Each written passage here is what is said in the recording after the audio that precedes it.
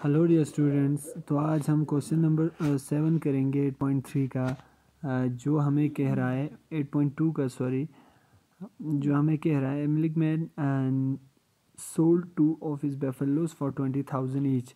एक मिल्कमैन है जिसने अपने बफेलोज को भेजा है 20,000 दे के, दोनों को, ठीक है, दोनों को 20,000 दे के, मतलब उसने भेज दिया 20,000 में। एक पे उसको 5% का मुनाफा आया था और दूसरे पे उसको 10% का घाटा आया था। हमें या उसको गेन आया या उसको लॉस आया, ये मालूम करना है। तो सबसे पहले हम मान लेते हैं यहाँ पे जिस प्राइस पे उसने लाया है उसको कॉस्ट प्राइस कहा जाता है, उसको एक्स मान लेते हैं, ठीक है। जिस प्राइस पे उन दोनों बफेलोज को लाया उसको एक्स मान लेते हैं। अब देखिए, अगर एक्स के ऊपर हम 5% करेंगे, प्रॉफिट आया, और फिर एक्स करेंगे तो कितना आ जाएगा 20,000। एक बफेलो का जो सेलिंग प्राइस है वो आ जाएगा, क्योंकि एक बफेलो को जितने में उसने ख़रीदा है उसके ऊपर 5% उसी पैसे के ऊपर आया है, और कितना आ जाएगा 20,000 आ जाएगा, ठीक है। अब जैसे ही 20,000 आ जाएगा, ये 5% का मतलब 5/100 होता है, इंटू एक्स आ जाएगा, इज इक्वल टू 20,000 आएगा यहाँ पे। फिर इसके बाद क्या होगा, हमें एक्स का वैल्यू मालूम हो जाएगा, ठीक है। तो यहाँ पे 100x आएगा प्लस 5x आएगा डिवाइड बाय 100 आएगा इज इक्वल टू 20,000, ठीक है। तो ये हो जाएगा हमारे पास 105x इज इक्वल टू 20,000 है, और इंटू 100 हो जाएगा। जैसे ही हम 20,000 को 100 के साथ मल्टीप्लाई करेंगे हमारे पास आ जाएगा 20 लाख, ठीक है।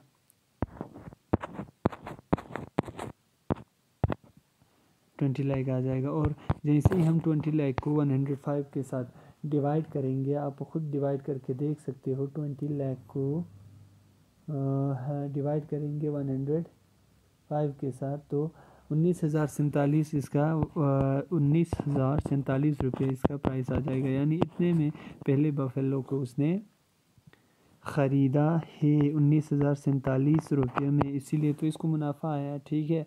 20,000 में भेजा। तो अब हम देखेंगे दूसरे जो बफेलो को कितने में उसने ख़रीदा, ठीक है, उसको घाटा है ना, तो कितने में ख़रीदा ये हमें मालूम करना है, ठीक। तो देखिए दूसरे का प्राइस कैसे मालूम होगा, देखिए दूसरे को जितने में ख़रीदा है उसको एक्स मान लेते हैं, ठीक है। उसमें से अगर हम 10% का लॉस निकाल देंगे तब जाके उसने जितने में भेजा है वो मालूम हो जाएगा। जितने में भेजा है वो 20,000 है, ठीक है। तो x माइनस 10/100 आ जाएगा, into x is equal to 20,000 आएगा, ठीक है। जैसे ही हम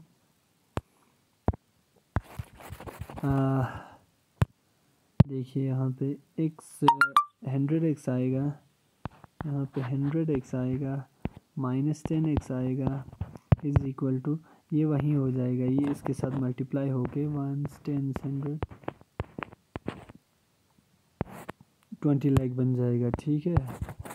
अब आगे देखते हैं कि क्या होता है। तो 100 में से अगर हम 10 निकालेंगे तो हमें पता है कितना आ जाएगा, 90x आएगा इज इक्वल टू 20 लाख, ठीक है।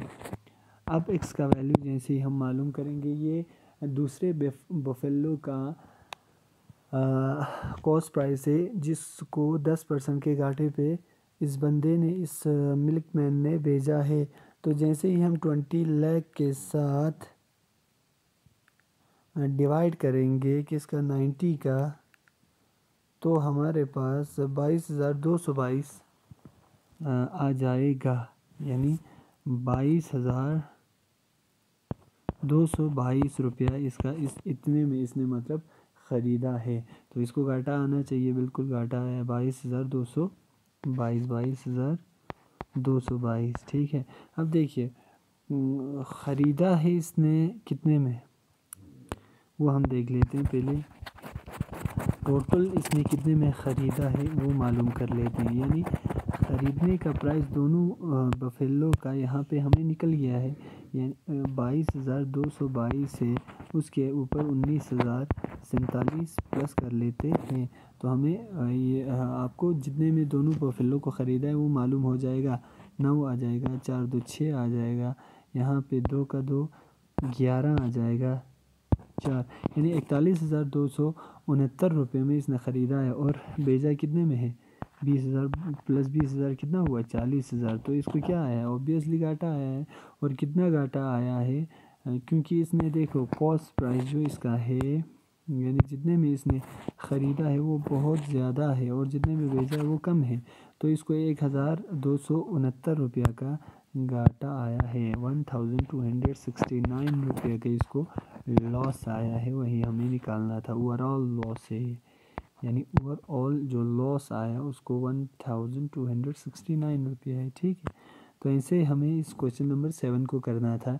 यहाँ पे आप ये याद रखो कि यहाँ पे आपको सेलिंग प्राइस दिया गया था और कॉस्ट प्राइस मालूम करके इसको गेन या लॉस हुआ है वो मालूम करना था। तो ऐसे करते हैं।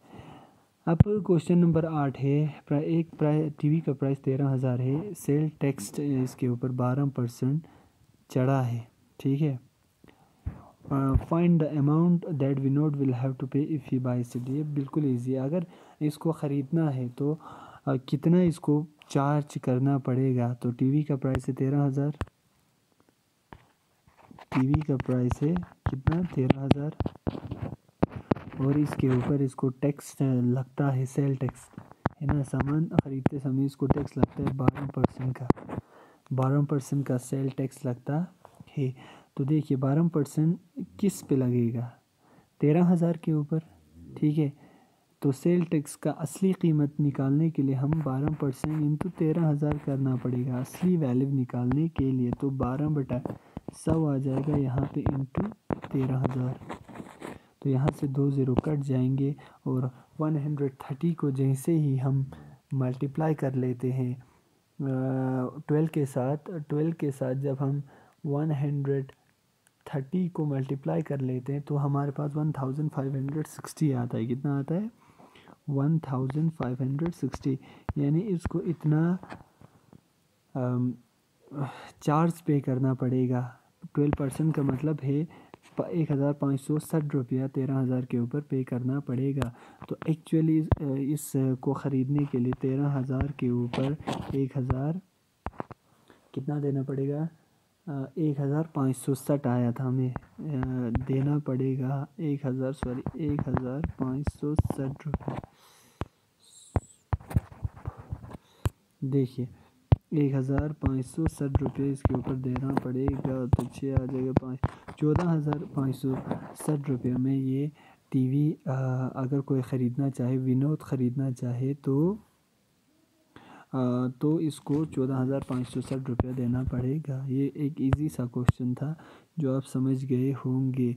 12% आपको यहाँ याद रखना है, 12% जो लिखा हुआ है वो किसके ऊपर है, वो 13,000 के ऊपर है, ये किसी और रेट के ऊपर नहीं है बल्कि 13,000 रुपये के ऊपर है। ठीक है, तो अब हम जो है नेक्स्ट क्वेश्चन जो हमारा है वो करने की कोशिश करते हैं। जो है हमारा अरुण ने पेयर ऑफ स्केट्स लिए जिसके ऊपर उसको डिस्काउंट मिला 20% का, यानी उसने ले लिया और उसको 20% का डिस्काउंट मिला। If the amount he page is 1,600 find the market price. अगर उसने अमाउंट पे किया 1,600 रुपये तो उसका मार्केट प्राइस क्या होगा, मार्केट प्राइस पहले का प्राइस क्या होगा। तो इसके लिए हम मार्केट प्राइस को मान लेते हैं चलो x। ठीक है, मार्केट प्राइस को x मान लेते हैं। तो x के ऊपर अगर हम प्लस करेंगे 20% ऑफ x तब जाके 1,600 रुपया आ जाएगा। क्यों, देखिए क्योंकि मार्केट प्राइस के ऊपर 20% जब 20% डिस्काउंट, सॉरी मार्केट प्राइस के ऊपर 20% का डिस्काउंट का मतलब माइनस हो जाएगा। जब माइनस हो जाएगा तब जाके 1,600 रुपया इसका प्राइस आएगा। अब देखिए क्या होगा, x minus 20/100 into x is equal to 1,600। तो x माइनस 16/100 इंटू एक्स आ जाएगा इज इक्वल टू 1600 आ जाएगा। तो यहाँ 100x आएगा माइनस 16x आएगा इज इक्वल टू 1600 के ऊपर और 2 ज़ीरो जुड़ जाएंगे, ठीक है। तो 100 में से 16 निकालने पे अगर हम करें तो 100 में से 16 माइनस कर दो तो आपको आ जाएगा 84। कितना आएगा? 84x आ जाएगा इज इक्वल टू यहाँ पे 1,60,000 ऐसा कुछ आ जाएगा। हाँ 1,60,000। अब हम 1,60,000 को 84 के साथ डिवाइड करेंगे। 1,60,000 को 84 के साथ डिवाइड करेंगे तो 1904 आ जाएगा, यानी अप्रॉक्स वैल्यू 1904 आ जाएगा एक्स का वैल्यू, यानी इसका मार्केट प्राइस जो होगा वो 1904 रुपया होगा। अब 1904 रुपया 1600 रुपये से ज़्यादा है और ये सही आया, क्योंकि देखिए अगर 1904 रुपया है तो तभी इसके ऊपर 20% का डिस्काउंट मिला, और 20% का डिस्काउंट मिलने पे इसका मार्केट प्राइस जो है वो हमें मालूम हो गया। 20% का डिस्काउंट मिलने पे इसका जो सेल का जो बेचने का प्राइस है वो हमें मालूम हुआ, ठीक है। तो इतना ही था क्वेश्चन नंबर 7। बहुत अच्छा क्वेश्चन था। अब हम लास्ट वाला जो क्वेश्चन है वो देखेंगे। एक लड़के ने या किसी ने हेयर ड्रायर ख़रीदा 5,400, इसमें वैल्यू एडिड टैक्स भी इंक्लूड था, VAT 8% इंक्लूड था, तभी हम इंक्लूड हो के 5,400 में उसको हेयर ड्रायर मिला। Find the price before wait was added. ये वेट ऐड होने से पहले इसका प्राइस क्या था ये हमें मालूम करना है।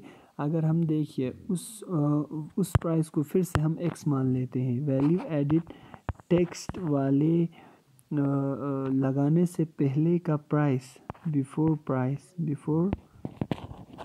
प्राइस वैल्यू एडिड टेक्स्ट लगाने से पहले का प्राइस जो है x मान लेते हैं। अगर हम x मान लेते हैं तो देखिए यह है पहले का प्राइस, उस पे अगर हम 8% वैट लगा देंगे, ठीक है।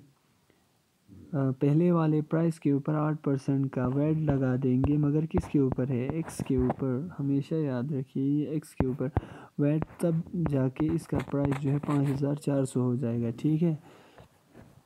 तो अगर हम देखिए 8x + 8/100 यहाँ पे x आ जाएगा इज इक्वल टू 5,400 आ जाएगा, ठीक। 5,400 आएगा। फिर यहाँ पे 100x आएगा प्लस 8x आएगा इज इक्वल टू 5,400 और कितने ज़ीरो जुड़ जाएंगे? 2 ज़ीरो, ठीक है। तो ये 108x हो जाएगा इज इक्वल टू 5,40,000। अब हम 5,40,000 को 108 से डिवाइड करेंगे तो क्या आएगा? 5,40,000 को जब हम 108 से डिवाइड करेंगे तो इसका जो प्राइस आएगा हेयर ड्रायर का वो 5,000 रुपया आएगा। इसका एक्स का वैल्यू 5,000 रुपया आएगा। तो ये था हमारा क्वेश्चन नंबर 10 जो हमारा लास्ट वाला क्वेश्चन था। तो आपको समझ में आया होगा ये चीज़, और इसी के साथ हमारा 8.2 एक्सरसाइज है वो ख़त्म होता है। कल हम फिर से 8.3